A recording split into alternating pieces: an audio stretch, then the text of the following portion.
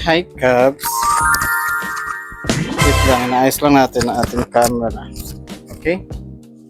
Let's go.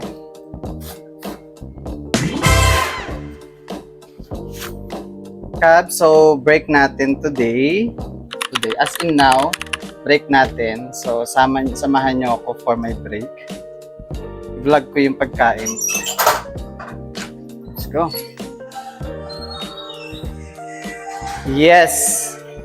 Kung naririnig nyo ako ngayon, dinala ko yung vlog ko.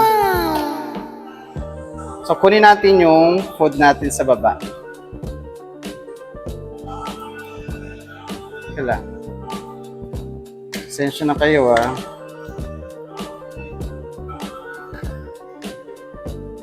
Yan. Tingnan natin. So, tanggalin na natin yung sombrero natin, mga Cubs. Tanggalin din natin yung ating ating apron, kasi ito naman yung standard. Tanggalin yung apron, lagay yung bag here, ay sombrero. Tapos kunin natin yung ating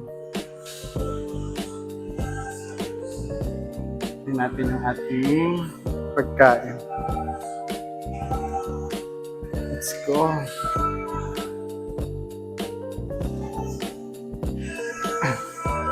Kunin natin ang ating baliktad. Ayan. Yung ating pagkain. Break time natin ngayon, ha? So ngayon, mga Cubs, kunin natin yung pagkain natin. Ngayon, mga Cubs, meron tayong burger, fries, tsaka drinks. Kuha tayo ng ating drink soda. Kuha tayo ng Cola Zero. Vlogging. Yeah, I'm doing vlog. Yes, madam. Say hi ka muna, madam. Okay. Let's go.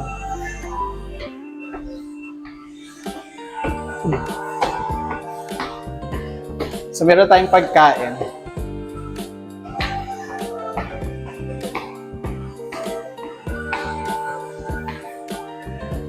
Okay. So, lagay natin dito yung ating camera.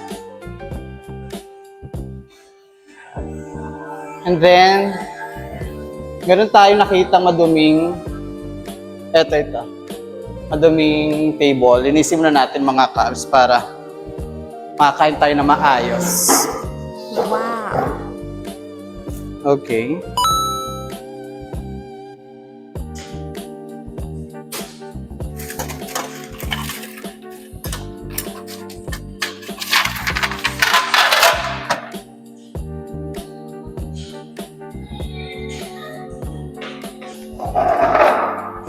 Kaso against the lights, as in wala tayong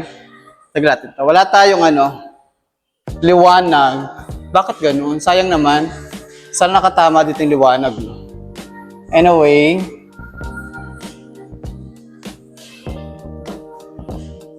okay. I think mas maganda kung tataas na lang natin siya. Okay. Ayan, perfect. Ayan. Ayot. Ay, sorry. Naka-video tayo.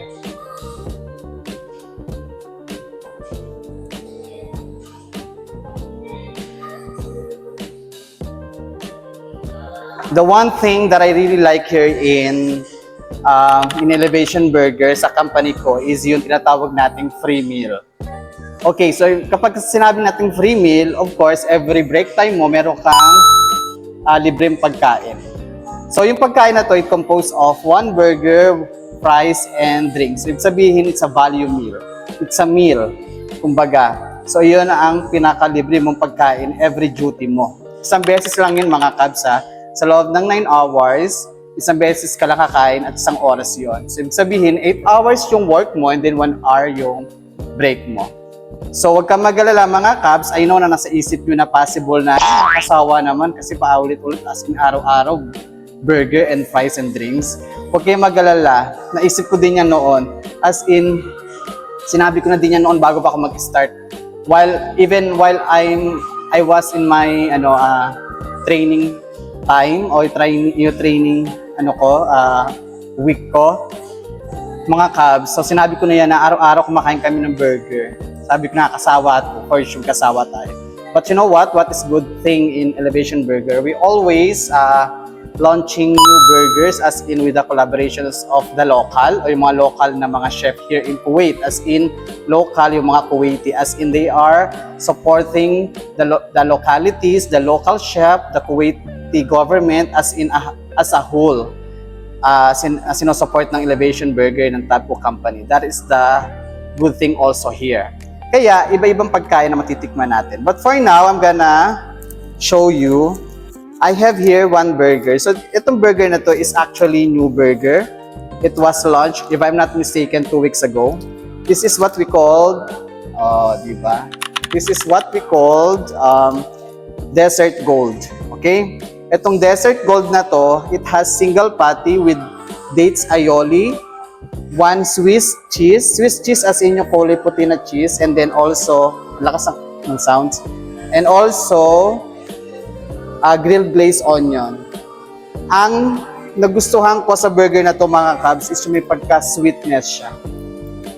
Gusto ko yung sweetness niya. Gusto ko yung pagka-mix ng Swiss cheese tapos yung grilled glazed onion. Napakasarap mga Cubs. As in, nag-balance yung tamis at yung alat niya. Kaya gusto ko siya. And then, plus mo pa yung brioche bun. If I'm not mistaken ulit, ang brioche bun ay mas malasa kaysa sa potato bun. I-search natin yan sa Google. Anyway, so this is the good thing here. Titikman ko ulit. Yeah, siguro pang-4 na beses ko na ito pagkain ng Desert Gold. Ang sarap niya. Of course, meron tayong cola. Kaya lang. I-TikTok din natin yan mga Cubs Kaya samantalahin na natin yung pagkakataon. I-TikTok na natin siya. Doble-doble na to ha. Habang nag-vlog tayo, nagti-TikTok din tayo. Oh, taray. Okay. Tingnan natin ha.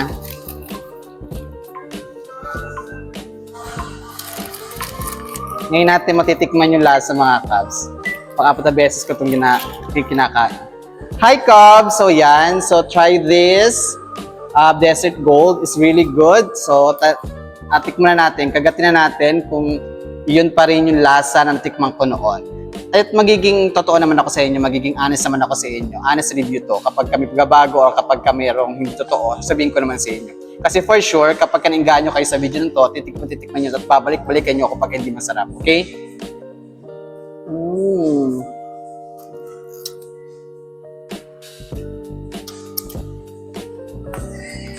Ayop.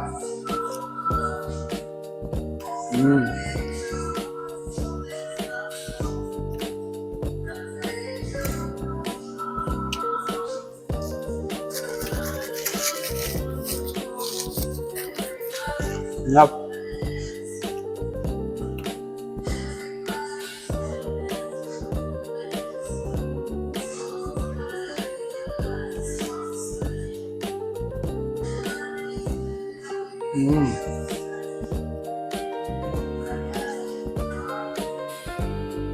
Sarap niya.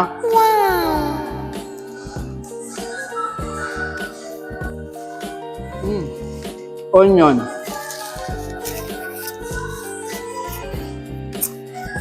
By the way, ang halaga pala nito is, 3 dinar, 500 pills. So, I think, yeah, medyo may pagka-expensive siya. You know why? Because we use organic patty. Best quality ng patties ng organic patty ang ginagamit namin. And then lahat ng ingredients nito ay talagang best. Ang creator pala ng burger na to ay si Fajer Eats. She is an influencer here in Kuwait. Sikat siya. Nag-create siya na actually 4 na burger. But for now, try natin tong dessert food.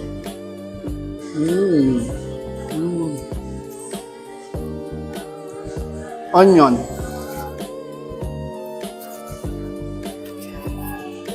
Sarap.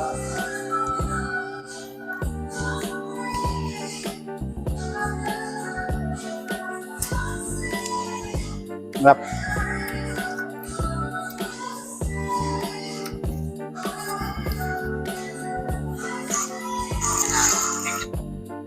Okay. Makapag-TikTok na tayo mga kabs. Isang source ng ABS-CBN sa loob ng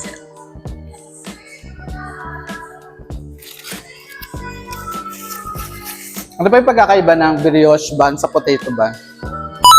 Sabi dito, ang potato bun daw made with potato flour and mashed potato. Soft, moist, and slightly chewy. Usually less sweet, okay? So less sweet ang potato bun. Stays soft longer. Mas matagal daw siya nag-stay ng soft.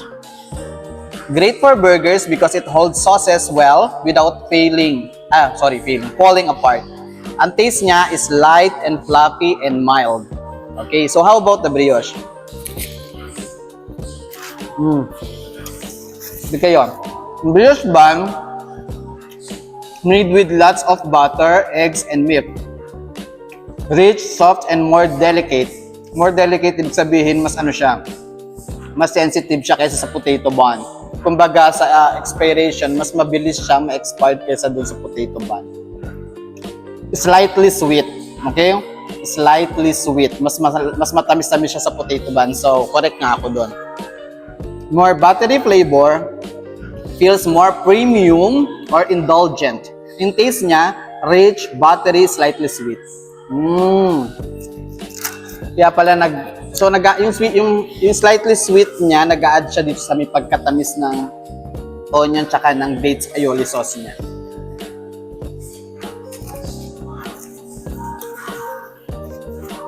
Ang sarap.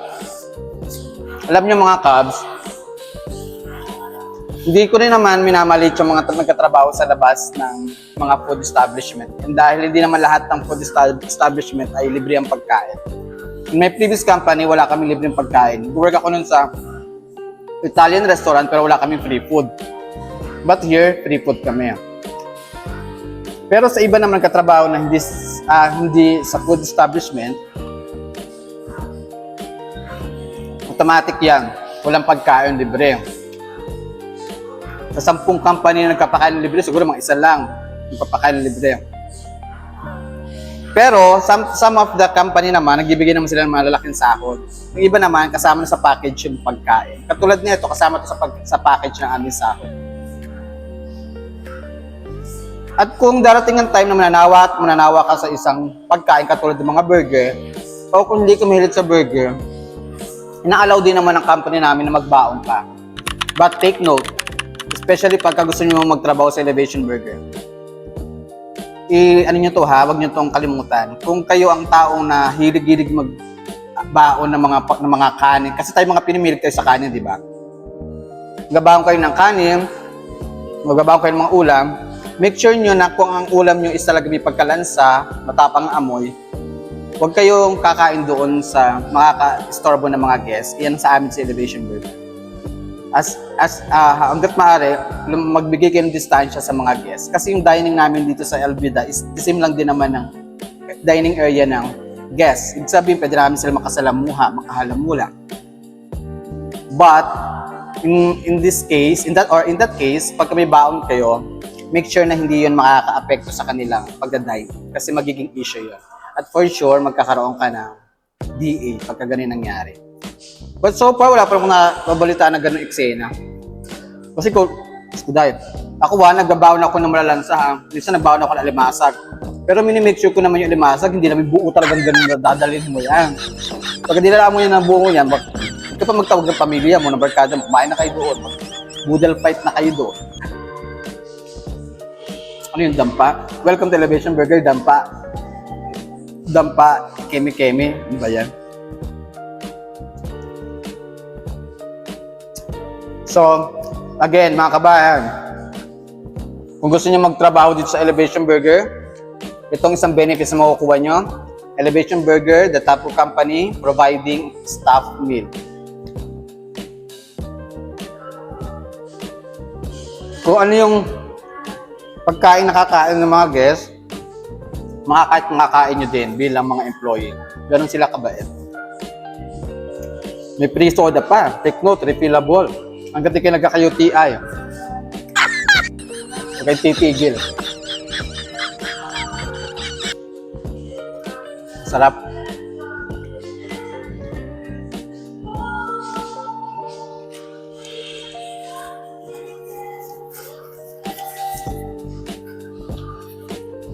So yun lang mga Cubs. So salamat for watching this video. Yun yung pinaka eksena ko dito pagka kumakain ako, pagka break time ko. Piniprepare ko ng isang burger, isang fries, saka isang drinks. Basta tatandaan ha, meron din pala limit yung aming staff meal. Ang maximum nito is 4 dinars, 650 pills. Ganyan lang dapat aabutin ng staff meal mo. Hindi ka dapat lalagpas ang 4 dinars, 650 pills. Or else, pwede ka din naman bumaba. Kung gusto mo ng mas mababa pa dyan, it's okay. Kung gusto mo lang isang burger lang, isang cola lang, no problem. As long as hindi ka mag-exceeded sa that amount. Kasi hindi yan ang nakalagay sa kontrata. And then also, every day, kumain ka man or not, you have to punch your staff meal. Yes? No, I don't have. Sorry. Yeah, I'm doing vlog. Say muna to my colleague.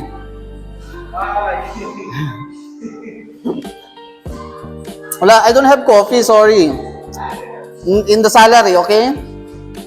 When salary come, I will buy. So yun mga Cubs. Again, kumain ka or not, you need to punch your staff meal. Yun lang, thank you so much mga Cubs. So always supporting me in my social media account, in my YouTube, this YouTube channel, in my TikTok, and also in my Facebook page. May Instagram, so gagawin ko, ayusin ko yung Instagram ko. So thank you so much, bye-bye!